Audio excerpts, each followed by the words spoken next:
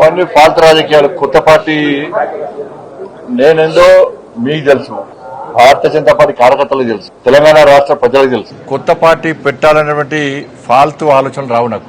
అటువంటి ఫాల్తు రాజకీయ నాయకుని కాదు. అనేక శిక్షణా శిబిరాల్లో భారతీయ జనతా పార్టీ అంతర్గత శిక్షణా శిబిరాల్లో అనేక మంది కార్యకర్తలను తయారు చేసినటువంటి కార్యకర్తలు మేము. ఇలా భారతీయ జనతా పార్టీ కమిట్మెంట్ తో పనిచేసే ప్రతి కార్యకర్త కోరుకున్నది ఒకటే ఒక చివరి కోరిక.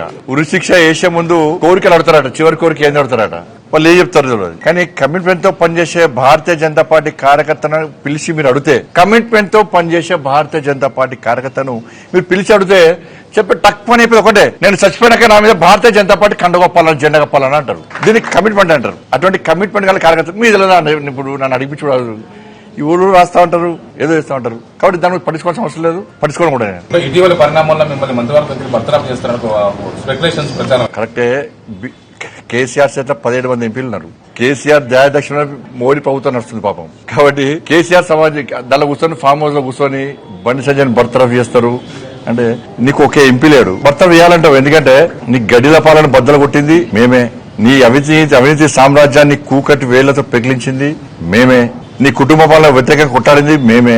ఉంటది, నీకు సహజంగా ఉంటది. నీ 17 మంది ఎంపీలు ఉన్నారు కదా, అందుకే రెచ్చిపోతున్నావు నువ్వు.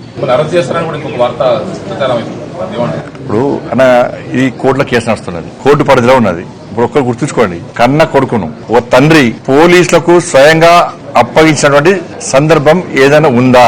నేను తీసుకుపోయి విచారణకు సహకరించాలని చెప్పి నాకు సమాచారం వచ్చిన వెంటనే నా కొడుకును అప్పచెప్పిన.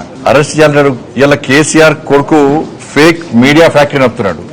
ఏం జరుగుతుంది, ఏం జరగాలి, ఏం జరిపించాలనేది ఆ కుట్రలన్నీ ఆయన చేస్తున్నాడు. కాబట్టి ఆయన నడితే సమాధానం చెప్తాడు. థ్యాంక్ యూ, ధన్యవాదాలు.